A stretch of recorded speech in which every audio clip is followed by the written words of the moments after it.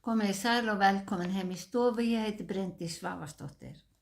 Í dag 20. ágúst 11. sunnudagur eftir þrenningarhátíð. Þema dagsins trú og líf. Lexían úr Sálmi 32, en þar lýsir sálmaskáldið þeim sálarlétti sem fyrirgefning Guðs veitir. Pistillinn segir að við blekkjum okkur ef við teljum okkur vera án syndar. Í Guðspjallinu sem ég mun tala út frá segir Jesús dæmisögu 2 syndara. En við skulum byrja þessa stund eins og alltaf á því að signa okkur og við segjum saman í nafni Guðs, Föður, Sonar og Heilags Anda. Amen. Heyrum heilagt Guðspjall sem úr Lúkasi 7. kafla og hljóðar svo. Farisei nokkur bauð Jesú til máltíðar og hann kom inn í hús fariseians og settist til borðs. En kona inn í bænum sem var bersyndug var þess vís að hann sat að borði í húsi fariseians, kom hún þá með alabastursbuðk með smyslum, nam staðar að baki Jesú til fóta hans, grátandi, tók að væta fætur hans með tárum sínum, þerraði þá með höfuðhári sínu, kyssti þá og smurði með smyslunum. Þegar fariseinn sem hafði boðið honum sá þetta, sagði hann með sjálfum sér, væri þetta spámaður, myndi hann vita hver og hvílík sú kona sem snertir hann, að hún bersyndug. Jesús sagði þá við hann, Símon, ég hef nokkuð að segja þér. Hann svaraði, seg þú það meistari. 2 menn voru skuldugir lánveitanda nokkrum. Annar skuldaði honum 500 denara en hinn 50. Nú gátu þeir ekkert borgað og þá gaf hann báðum upp skuldina. Hvor þeirra skyldi nú elska hann meira? Símon svaraði, sá hygg ég sem hann gaf meira upp. Jesús sagði við hann, þú ályktaði rétt. Síðan sneri hann sér að konunni og sagði við Símon, sérð þú konu þessa? Ég kom í hús þitt og þú gafst mér ekki vatn á fætur mína, en hún vætti fætur mína með tárum sínum og þerraði með hári sínu. Ekki gafst þú mér koss, en hún hefur ekki látið af að kyssa fætur mína allt frá því að ég kom. Ekki smurðir þú höfuð mitt með olíu, en hún hefur smurt fætur mína með smyslum. Þess vegna segi ég þér, hinar mörgu syndir hennar eru fyrirgefnar, enda elskar hún mikið, en sá elskar lítið sem lítið fyrirgefið. Síðan sagði hann við hana, syndir þínar eru fyrirgefnar. Þá tóku þeir sem til borðs voru með honum að segja með sjálfum sér, hver sá sem fyrirgefur syndir? En Jesús sagði við konuna, trú þín hefur frelsað þig, far þú í friði. Þannig hljóðar hið heilaga Guðspjall. Já, þema textana í dag trú og líf. Sá sem trúir hefur eilíft líf, sagði Jesús. Það ekki flóknara en það. En trúin ekki bara von eilíft líf. Hún felur í sér andlegt samfélag við Guð. Vegna þess að okkur eðlislegt að vilja vita meira það sem við trúum á. Við viljum heyra sögurnar sem Jesús sagði, reyna að skilja þær og leyfa þeim að tala inn í aðstæður okkar í dag. Þegar við lesum dæmisögurnar má ekki gleyma því að Jesús talaði inn í annan menningarheim en við þekkjum. Sá heimur var karllægur, stéttaskiptur og þar voru fatlaðir og konur í lægsta þrepi. En það sama hvaða samfélag skoðað, menn hafa svipaðar áhyggjur og væntingar í lífinu og við. Þó það lifi við allt aðrar aðstæður, þá vilja allir lifa í friði, búa við öryggi og góða heilsu. Jesús fór bæði inn í samkunduhúsin þar sem karlarnir hittust og hann talaði einnig út á víðavangi. Hann talaði ekki kjör fólksins í daglegu lífi, heldur aðeins trúna á Guð, ríki Guðs og hver væri leiðin þangað. Ef hann kæmi í dag myndi hann tala alveg eins og við fólkið forðum daga. Við fengjum að heyra í dæmisögum hvað við gerum rangt, því að allir gera eitthvað rangt. Jesús sannleikurinn og sagði alltaf sannleikann. Þegar hann bar saman gjörðir einhverra tveggja, notaði hann dæmisögur. Því þær gefa mönnum tækifæri til að spegla sig við söguna, en vegna þess hve það getur verið erfitt að viðurkenna sannleikann, þá vilja ekki allir heyra hann. Sá sem gengur með Guði veit að við felum ekkert fyrir honum, því samfélagið við Guð andlegt. Guð les huga okkar eins og Jesús las huga farisejans í Guðspjallinu. En eins og segir í Sálmi 32, þá fylgir því sálarléttir að viðurkenna sekt sína fyrir sjálfum sér og Guði. Láta Guð vita að við iðrumst, sem vonandi leiðir til þess að við breytum öðruvísi næst. Í Guðspjallinu í dag sem úr Lúkasi Jesús í matarboði hjá farisejanum Símoni.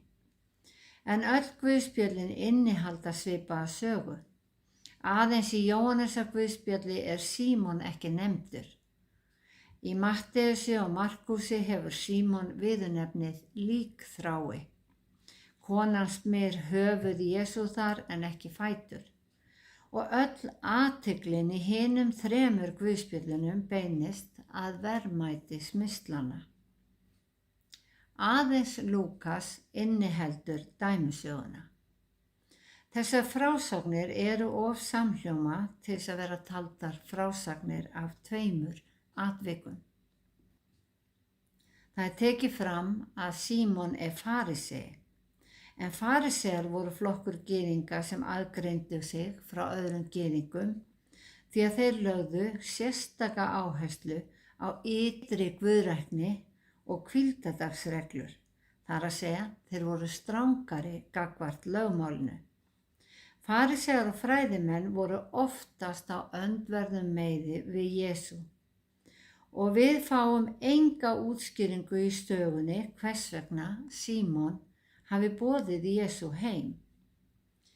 Mjög líklega var það samt í þakklætisskyni fyrir lækningu á líkþráni, eins og viðurnefnið ber vott því á dögum Jesú var þetta ólæknandi sjúkdómur.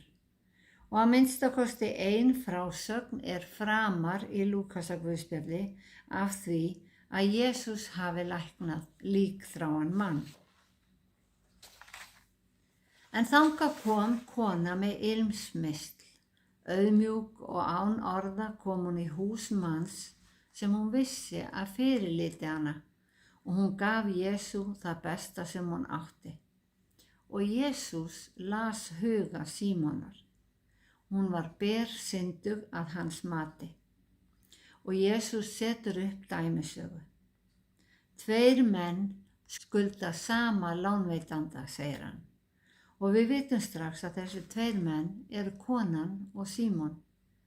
Annar þeirra skuldaði 500 denara sem myndi þá vera bersynduga konan, en hinn, þar að segja farisejinn Símon, sem fylgdi ströngum reglum lögmálsins, skuldaði 50. En þegar kom að skuldadögunum gat hvorugur þeirra borga skuldina. Lánveitandinn, sem Guð, gaf þeim upp skuldirnar. Og Jesús spyr Símon hvor skuldarana skyldi nú elska lánveitandan meira. Og hann svarar, sá sem skuldaði meira. Jú, Jesús sagði að það væri rétt hjá honum. Það sem kemur ekki fram að hvorugur skuldarana átti afnám skuldana skilið og að eftir á þegar báðir voru orðnir skuldlausir voru þeir jafnir fyrir lánveitandanum Guði. Því Guð tekur ekki tillit til aðstæðna þeirra, auðs eða stöðu. Þeir voru einfaldlega jafnir því hvorugur skuldaði honum. Svo við sjáum að skuldirnar voru syndir gegn lögmáli Guðs og afnám þeirra var fyrirgefning. Jesús gefur ekki í skyn að konan sé syndugri en Símon, en tár hennar og kossar á fætur Jesú voru vitnisburður að hún viðurkenndi sína synd, nokkuð sem að Símon gerði ekki. Nú veislugestirnir heyrðu dæmisöguna en athygli þeirra beindist ekki að sögunni, heldur fundu þeir að orðum Jesú að syndir konunnar væru fyrirgefnar. Svo Jesús bætti betur og sagði við konuna: Trú þín hefur frelsað þig, far þú í friði. Í öðrum tilfellum sagði Jesús alltaf: Trú þín hefur bjargað þér. Svo hugur minn fór strax á flug. Er einhver munur á björgun og frelsun? Já, við getum litið þannig á að björgun sé lausn úr tímabundnum aðstæðum í þessu lífi, til dæmis eins og trú á lækningu. En frelsun er ótakmörkuð lausn til eilífs lífs, því í henni felst trú á Jesú. Og Jesús er frelsarinn og við segjum að fyrir trúna á hann séum við frelsuð. Konan vann kærleiksverk þegar hún þvoði og smurði fætur Jesú, en það voru ekki þau verk sem frelsuðu hana, heldur kærleikur hennar og trú á Jesú. Margir fræðimenn telja að þessi kona hafi verið María Magdalena. En í Jóhannesarguðspjalli stendur að María, systir Mörtu og Lasarusar, hafi verið sú sem smurði Drottinn smyslum og þerraði fætur hans með hári sínu. Sama María sem síðar sat við fætur Jesú á meðan að Marta hamaðist í eldhúsinu og Jesús sagði að valdi rétt hlutskipti. Og ef við setjum þetta í tímaröð, þá þvoði María fætur Jesú löngu áður en þær systur buðu honum heim. Dæmisögur Jesú bera alltaf boðskap til okkar og oft hægt að túlka þær á marga vegu.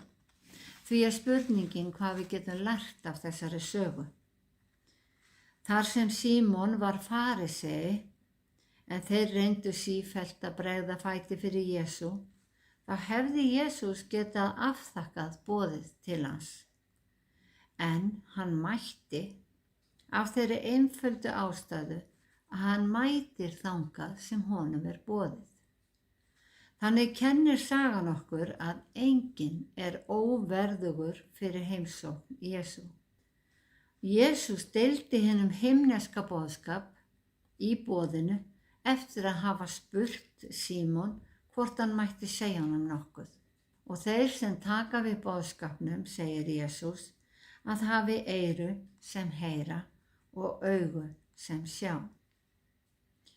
Símon dæmdi konuna bersynduga, en það sem mér finnst einkennilegt er að ég veit ekki neina ritskýrendur sem íhuga hver synd konunnar var. Hún er enn dæmd eftir orðum Símonar, bersyndug. Sú lýsing hefur þótt vísa til vændis. En er það líklegt að kona sem á smysl, sem 2 guðspjöll segja okkur að voru 300 denara virði, það er, þau voru nærri árslauna virði, er líklegt að hún stundi vændi. Jesús viðurkenndi að hún hefði dríkt margar syndir, en hann nefndi ekki hverjar og hann horfði ekki á syndirnar, heldur á vilja hennar til iðrunar og á trú hennar. Símon opnaði heimili sitt fyrir Jesú, en konan opnaði hjartað. Ef við bjóðum Jesú heim, þá mætir hann, og ef við ræktum sambandi við hann, eignast hann stað í hjörtum okkar og við verðum ævarandi vinir og trúin frelsar okkur. Í leggsíunni stendur: Sæll er sá sem afbrotin eru fyrirgefin, synd hans hulin. Komum því fram fyrir Guð í auðmýkt við biðjum, treystum á loforð hans, leggjum allt í hans hendur og hann blessar okkur, styrkir trú okkar og leiðir okkur með orði sínu og kenningum að lokum í ríki sitt á himnum. Drottinn blessi þig og varðveiti þig, Drottinn láti sína ásjónu lýsa yfir þig og sé þig náðugur, Drottinn upplyfti sínu augliti yfir þig og gefi þig frið. Í Jesú nafni, Amen.